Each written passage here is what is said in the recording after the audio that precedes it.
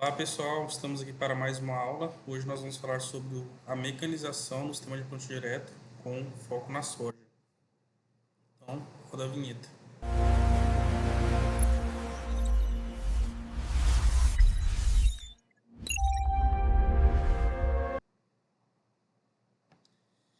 Então, como eu falei, né, nós vamos falar um pouco sobre o fluxo de máquinas, né, eficiência operacional e a sustentabilidade em um sistema de plantio direto.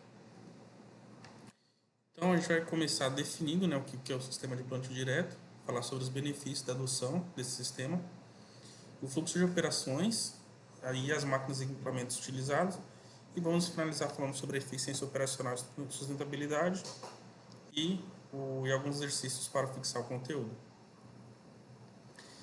Então, qual que é o papel da mecanização no funcionamento do sistema de plantio direto? Então, isso é que a gente espera que vocês saibam ao final dessa aula, né?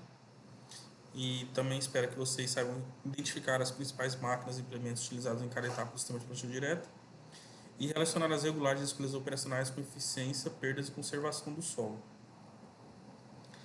Primeiro a gente precisa definir o que é um sistema de plantio direto. Nesse sistema eu tenho três pilares. Para que eu caracterize um sistema de plantio direto, eu tenho que ter todos eles aplicados, né, no meu campo, na minha lavoura. Então, o primeiro pilar é o mínimo revolvimento do solo. Aqui a gente já retira, né, a aração e a gradagem. No sistema de plantio direto não é usual, né, essas técnicas. Na verdade, se você utiliza, faz uma aração e uma gradagem, você descaracteriza o sistema de plantio direto. É claro que a gente está falando aqui de um sistema já estabelecido, né? Não estamos falando de uma área de implantação de lavoura, não estamos falando do preparo inicial do solo, mas em um sistema estabelecido, de plantio direto, você não utiliza o revolvimento do solo, então você não faz nem aração nem gradagem. Você tem que ter uma cobertura permanente desse solo, então a cultura, geralmente uma cultura, ela é colhida e os restos culturais já ficam ali no campo para servir de proteção para o solo, para ficar como cobertura permanente desse solo, né? E tem que ter também uma rotação de cultura. Quando a gente fala de rotação de cultura, aqui a gente não está falando somente de soja e milho, porque se todo ano eu planto só soja e milho, eu não caracterizo como uma rotação de culturas. Eu tenho que ter ali mais variedades, né? Às vezes eu posso intercalar com milho, com algodão, eu posso utilizar outras variedades, como por exemplo uma braquiária, que é uma gramínea, né, que serve para cobertura daquele solo. Eu posso intercalar também com uma crotalária, que tem uma fixação de nitrogênio, que serve para ciclar esses nutrientes. Posso intercalar também com feijão guandu, que tem um sistema de radicular mais agressivo, que ele consegue descompactar camadas compactadas que possam existir nesse solo. Então, eu tenho uma série de culturas que eu posso utilizar ali na minha, no meu sistema para caracterizar essa rotação de culturas. Porque quando eu utilizo somente duas culturas, não é somente milho e soja todo ano, ou milho, soja, algodão, eu descaracterizo essa rotação de culturas e eu passo a descaracterizar um sistema de plantio direto. Teve uma pesquisa de 2018 agora que falava que 99% das propriedades do Brasil adotavam em algum nível o sistema de plantio direto. E nesse mesmo ano teve uma outra pesquisa que falou que somente 19% das propriedades adotavam o sistema de plantio direto em suas propriedades, né? Os produtores adotavam em suas propriedades. Por que isso acontece, né? Tem essa diferença tão grande? Porque quando a pesquisa falou em algum nível, está falando que adotava algum desses pilares do sistema de plantio direto, mas nós sabemos agora, né, que se eu não implanto os três ao mesmo tempo, eu descaracterizo o sistema. Então, eles podem utilizar alguns desses pilares de sua propriedade, mas eu não caracterizo eles como um sistema de produção de plantio direto porque eu deixo de implementar algum desses pilares. Então, eu preciso ter o mínimo revolvimento do solo, eu preciso ter a cobertura permanente, eu tenho que ter a rotação de cultura. Porque se eu tenho somente o mínimo revolvimento e a cobertura permanente e não faço uma rotação de cultura, eu não caracterizo isso como sistema de plantio direto. Ou se eu tenho essa rotação de cultura, mas todo ano eu preparo o meu solo, aí eu não tenho sistema de plantio direto também, né? Porque eu vou estar preparando o solo. Ou se eu não mantenho essa cultura permanente também, então tem que ter esses três pilares estabelecidos no meu sistema para que eu caracterize ele como sistema de plantio direto. E os benefícios que ele traz para a minha produção são inúmeros, né? Eu posso falar dos benefícios principais, né? Quando a gente fala de solo, que a gente tem ali uma palhada que atua como escudo protetor do solo, né? Reduzindo a erosão através da cobertura permanente. Então eu não vou ter o impacto direto das gotas de chuva no solo, que causa a desagregação dos agregados do solo. E o escoamento superficial, isso só para começo de conversa, né? Que além de levar a matéria orgânica do solo, que eu vou ter aquela camada permanente ali, que serve como matéria orgânica para o solo também, e vai sendo decomposta, e vai começar a fazer parte da matéria orgânica ali presente. Melhora a estrutura física, né, e estimula uma biologia mais vibrante ou diversificada, né, com uma maior variedade de espécies ali atuando e transformando a terra em um ecossistema fértil e resiliente. Quando a gente fala da planta, a gente tem as culturas apresentam maior produtividade e resistência a veranicos devido à retenção de umidade, que quando eu tenho esse cobertor, além de fornecer matéria orgânica, ela retém a umidade do solo e faz com que hajam menos variações de temperatura no solo, o que permite que a planta resista melhor a períodos de seca e calor intenso. E o equilíbrio biológico reduz a incidência de pragas e doenças, né? Essa cobertura permanente impede que as ervas daninhas, plantas daninhas se estabeleçam com maior facilidade ali no meu sistema, favorecendo a planta que está sendo cultivada. Além do equilíbrio biológico que reduz a incidência de pragas e doenças e resultando em plantas mais saudáveis e colheitas de qualidade superior. Além do benefício para a água, né, que eu vou ter ali uma melhor infiltração da água no solo, que vai diminuir meu escoamento superficial. Com isso, em uma chuva, além dessa água filtrar melhor, eu não vou estar perdendo, né, os nutrientes ali por um escoamento superficial. A minha matéria orgânica vai permanecer mais elevada por esse escoamento, o que ajuda o sistema como um todo. E qual que é o fluxo mecanizado no sistema de plantio direto? A gente começa ali com o manejo da palhada de dessecação, né, que geralmente esse manejo da palhada é feito já na colheita da cultura anterior. Então, se eu estou colhendo milho ali para plantar soja, na colheita do milho mesmo eu vou pegar a palhada, vou triturar ela e espalhar a palhada uniformemente, né, no meu campo para servir de cobertura, né, e preparar o berço ali para a próxima cultura que vai entrar, que no caso seria a soja. O mesmo pode acontecer com a soja, né? Quando eu vou fazer a colheita da soja, eu colho os grãos de soja e a palha da soja triturada, espalhada no campo para servir de cobertura para a próxima cultura. Eu vou ter ali a descompactação, que deve ser localizada e pontual para não descaracterizar o sistema de plantio direto. A semeadura e adubação, que é o coração, né, do sistema de plantio direto, que é ela que caracteriza, porque na semeadura eu já faço adubação também, ou seja, eu faço preparo somente na linha de cultivo. Os tratos culturais, né, que devem ser realizados dentro do sistema de plantio direto, que é muito importante, porque como a gente não tem esse revolvimento do solo, a gente não vai ter um controle mecânico das ervas daninhas. Então, os tratos culturais eles acabam sendo muito importantes nesse sistema. E a colheita mecanizada ali fechando o ciclo e já abrindo o próximo, né? Porque na colheita a gente já prepara o terreno para o próximo. Só que a gente vai falar um pouco mais sobre o manejo da palhada, que nem todo sistema funciona já colhendo e preparando. Às vezes a gente pode ter uma rotação ali que eu insiro uma outra cultura que serve de cobertura para a próxima que vai vir. Como eu falei anteriormente, né, eu posso instalar ali uma braquiária, uma crotalária, um feijão andu, uma aveia, uma mucuna preta. Então tem várias culturas aí que eu posso estar utilizando para fazer essa rotação. E como eu vou utilizar ela como palhada, eu posso utilizar alguns implementos para fazer o manejo dessa palhada. Por exemplo, eu posso utilizar um rolo faca ali, e o rolo faca, o interessante dele é que ele não faz o desligamento da planta com o seu sistema radicular, né? Da planta que vai servir de cobertura. Então ela deita ali, né? Faz com que o, os vasos, transportadores de seiva na planta não sejam rompidos, né? O que causa a morte da planta, mas ela continua ligada ao seu sistema radicular. Por que é muito utilizado esse rolo faca? Porque ele mantém a planta no lugar onde ela foi acamada. Como não tem esse desligamento, se houver uma chuva ou uma erosão ali, um vento forte, aquela parada não vai ser levada, ela vai permanecer no mesmo local. Ela permanece colada ao sistema radicular. Mas, se for necessário, eu posso também utilizar roçadores e trituradores que trituram essa palhada, né, e espalham ela no meu campo.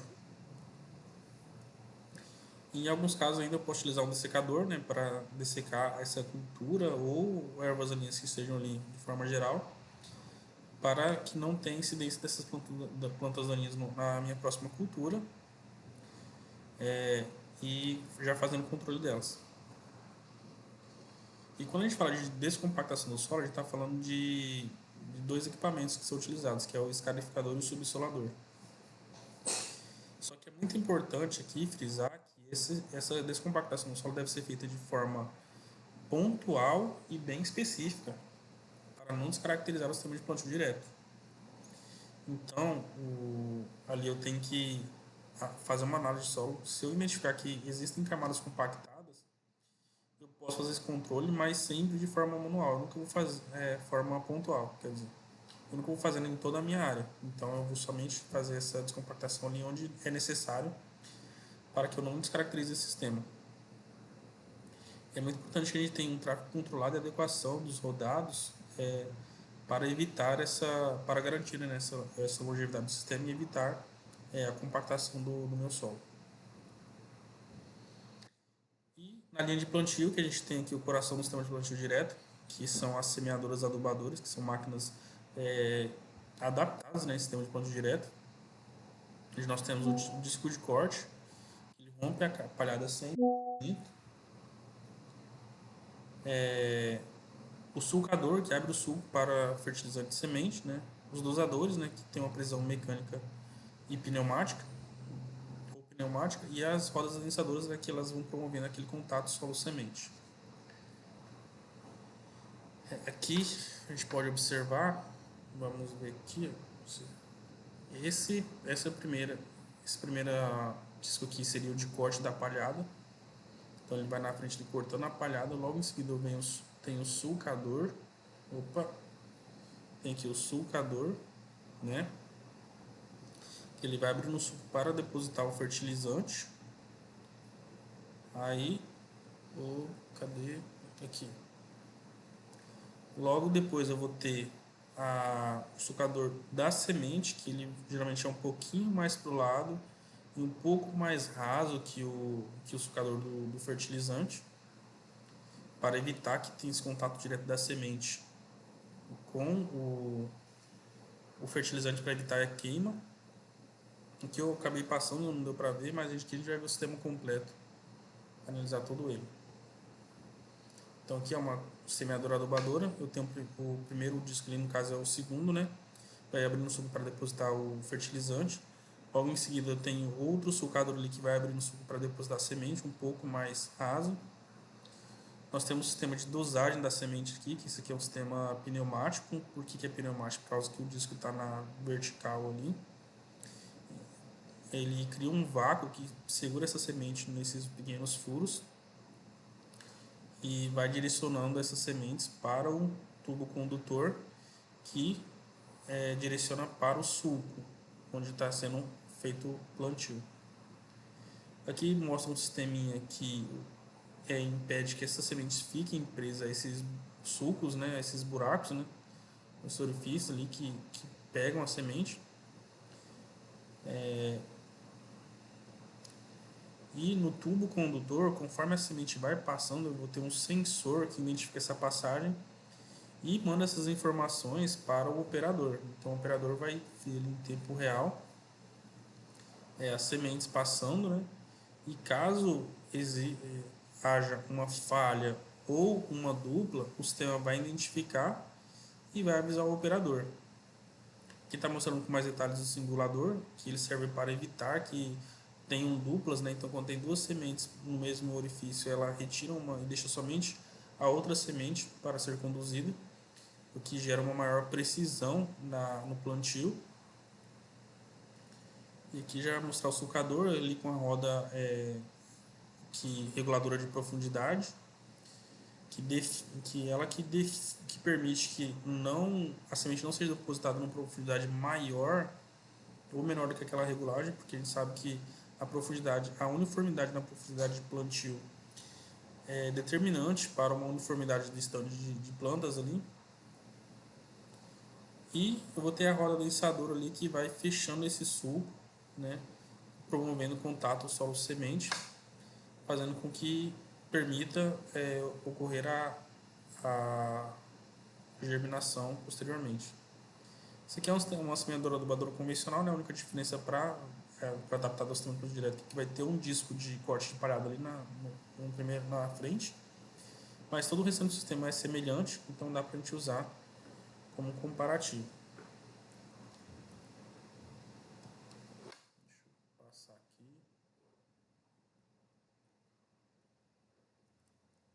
Opa.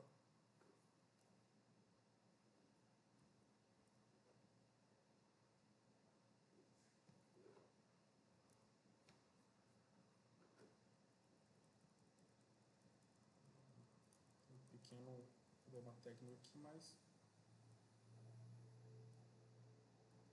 Ai, que estranho que sair.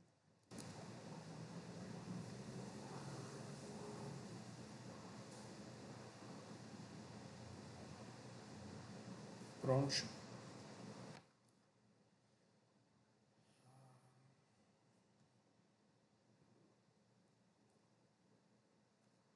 Então a gente chega aqui nos tratos culturais, né, nas regulagens da semeadora. Como eu vinha falando, é muito importante que a gente tenha uma deposição uniforme para garantir a emergência sincronizada. E essa regulagem é garantida pelas rodas reguladoras de profundidade, né? Elas determinam qual é a profundidade. Para a soja, o ideal é que seja uma profundidade entre 3 e 5 centímetros, né? Que vai garantir que eu tenha uma boa emergência. Mas mais importante que plantar em 3 ou em 5 centímetros, né? É que seja uniforme. Então, se eu estou fazendo plantio a 3 centímetros de profundidade, é importante que todo o estande esteja a 3 centímetros de profundidade. 3 centímetros geralmente é utilizado mais para solos arenosos, né? Quer dizer, argilosos. E quando é um solo mais arenoso, quando ele tem uma maior dificuldade de retenção de água, a gente pode fazer um plantio um pouco mais profundo, chegando a 5 centímetros. Mas é importante que seja bem uniforme esse plantio para que eu tenha uma emergência uniforme do meu estande.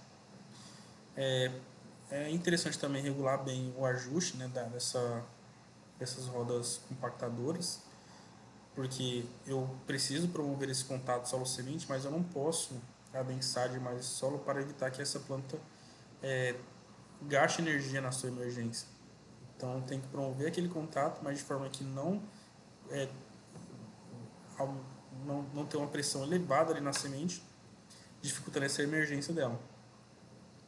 E a velocidade, né, que ela que garante, né, você andar ali na velocidade determinada pelo fabricante, ela que garante que você vai ter um stand uniforme, né, você vai ter uma deposição uniforme das sementes, evitando falhas ou duplas ali no meu plantio. Sobre os tratos culturais, é interessante que a gente tem eficiência de barra, né, na largura da barra, velocidade e volume de caldo. Aqui o ideal é a gente otimizar as operações. Então, geralmente, em uma única operação, a gente faz a aplicação de vários defensivos de uma vez. Eu já vi a campo ali, em uma operação, você aplicar 9 defensivos de uma vez só. Porque daí eu diminuo em 8 a quantidade de operações. Com isso eu tenho maior eficiência. Além disso, eu tenho que otimizar o meu tempo de barra aberta, né? Que seja deslocamentos improdutivos, e otimizar a minha logística de abastecimento para maximizar o tempo de trabalho. Chegamos na colheita, né, no sistema de plantio direto da soja, que os principais componentes são a plataforma, né, que é o sistema de corte e alimentação, o sistema de trilha, separação e limpeza. Os principais ajustes são a altura de corte, eu tenho que promover uma altura correta de corte para que eu possa fazer o corte da soja sem fazer com que a minha plataforma esbarre no solo, que pode causar danos mecânicos ali na minha plataforma. Mas eu não posso levar demais para que eu não perca aquelas primeiras vagens, porque em torno de 10% das vagens da soja ficam no baixeiro. Então, se eu levanto demais a minha plataforma, né, eu posso perder parte da minha produção. A velocidade, então tem que ter uma boa regulagem de velocidade para evitar um embuchamento ali ou fazer com que a minha recolhedora trabalhe em suboperações, né, ou seja, menos do que ela deveria. E o ventilador para evitar que eu tenha que na minha separação eu acabe jogando sementes fora junto com a palhada ou que palhada entre, né, no meu tanque granuleiro juntamente com as sementes. E você fazer esse manejo adequado, essas regulagens adequadas, né, é fundamental para a sustentabilidade do sistema, porque a manutenção da palhada, a gente precisa fazer a manutenção dessa palhada para a próxima cultura. Mas se eu mando semente junto com essa palhada, eu vou estar fazendo com que haja emergência de soja juntamente com a próxima cultura, que são as chiqueiras, né? E com isso eu vou precisar fazer mais operações para o controle dela também. Então é interessante a gente ter uma boa regulagem ali para que não haja perdas durante a colheita. E tudo isso pode ser definido, né, pode ser analisado através da capacidade de campo. Que eu vou ter a capacidade de campo teórica, né, que seria a largura do meu implemento vezes a velocidade de operação, tudo isso dividido por 10. E para que é esse 10? Esse 10 ele serve para fazer a conversão. Conversão porque eu vou inserir a minha largura em metros e a minha velocidade em quilômetros por hora. Esse 10 ele serve para transformar essa unidade em hectares por hora. Então, eu insiro a largura em metros, a velocidade em km e vou ter o resultado em hectares por hora. E eu vou ter também a minha capacidade de campo efetiva, que é aquilo que eu realmente trabalho, que seria a área trabalhada pelo tempo disponível. Então, se a gente for analisar bem, a gente vai ver que a capacidade de campo efetiva é aquilo que eu fiz realmente, né, o que eu trabalhei, e a capacidade de campo teórica seria o máximo que eu poderia trabalhar. E o que faz com que eu não chegue nesse máximo de produção, né, nesse máximo de capacidade de campo? É o tempo gasto em manobras de cabeceira, né, o abastecimento da semente fertilizante, que precisa abastecer, mas tem que ter uma logística por trás disso para evitar deslocamentos desnecessários, né? E além dos próprios deslocamentos improdutivos e ajustes que a gente tem que fazer na máquina. Então, se eu não faço uma correta manutenção da minha máquina, eu tenho que fazer o ajuste ali na campo, né, que seria a manutenção corretiva, eu vou estar perdendo eficiência. E dobrar a largura ou aumentar a velocidade impacta diretamente na minha capacidade de campo teórica, mas não necessariamente na minha eficiência. Que a minha eficiência está relacionada a esses fatores de perda que eu falei anteriormente, né, que é o tempo gasto em manobra de cabeceira, abastecimento de sementes fertilizantes e deslocamentos improdutivos e ajustes. Todos esses deslocamentos produtivos vai gerar uma consequência a campo, e a principal delas seria a compactação, que seria o aumento da densidade do solo, né, e a redução da infiltração de água. E as principais estratégias para evitar que isso aconteça a campo seria o tráfego controlado e o uso de pneus de alta flutuação, que são aqueles pneus mais largos, né, que garantem um maior contato do pneu com o solo, reduzindo a pressão sobre o mesmo. Além disso, as faixas compactadas elas reduzem significativamente o rendimento da cultura, que a planta não consegue romper essa camada. E em muitos casos a gente tem que fazer uma descompactação localizada ali para promover, né, para fazer com que o sistema radicular consiga desenvolver naquela região. E com isso gera mais custo de operação. Ou seja, a gestão inteligente do tráfego preserva a estrutura física e a saúde do solo no sistema de plantio direto. Então, de tudo isso, eu trouxe aqui 2 exercícios para a gente analisar e procurar a resposta para eles juntos. Né?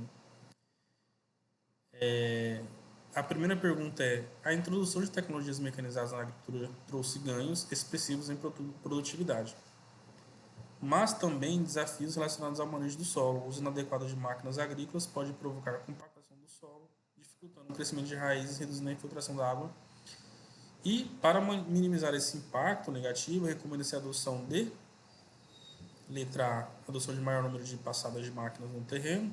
Letra B, tratores com menor peso para minimizar o aprofundamento do suco de plantio. Letra C, implementos de alta potência para romper as camadas compactadas. Ou letra D, sistemas de cultivo conservacionistas, como o sistema de plantio direto. Qual que você acha que é a resposta correta? É claro que vai ser o sistema de cultivo conservacionista, né? Que é o sistema de plantio direto, que ele vai minimizar esse impacto negativo. A segunda pergunta é: o uso adequado de máquinas agrícolas pode aumentar a produtividade. Quais equipamentos abaixo é mais adequado para o preparo de solo em sistema de plantio direto? Arado de disco, letra B, subsolador, letra C, semeadora adubadora ou letra D, grade aradora? E aqui de cara a gente já elimina, né, o arado de disco e a grade aradora. Então, que eles não são utilizados no sistema de plantio direto. O subsolador ele é utilizado somente em casos específicos e pontuais, como eu falei anteriormente. Já a semeadora adubadora é o coração do sistema de plantio direto, que ela faz o preparo do solo somente na linha de cultivo. Então a resposta certa aqui é semeadora adubadora. Eu vou deixar na descrição aqui algumas situações e problemas para vocês analisarem, né?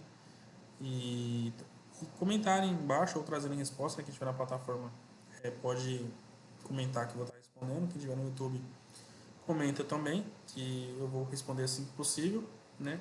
Mas eu tenho 3 cenários ali para vocês analisarem e trazerem respostas com base na aula que a gente teve hoje. E eu vou finalizar essa aula com 2 reflexões aí para vocês estarem analisando e comentando também, né? Que seria, na opinião de vocês, qual a máquina mais crítica no sistema de plantio da soja e por quê, né? No sistema de plantio direto da soja. E a outra seria, onde vocês acham que o produtor mais erra na mecanização do sistema de plantio direto? Então analisem essas perguntas aí e respondam, né? E comentem embaixo respondendo. Então é isso, pessoal. Eu vou finalizar por aqui. Muito obrigado pela atenção de vocês. Deixa eu achar aqui. Tá.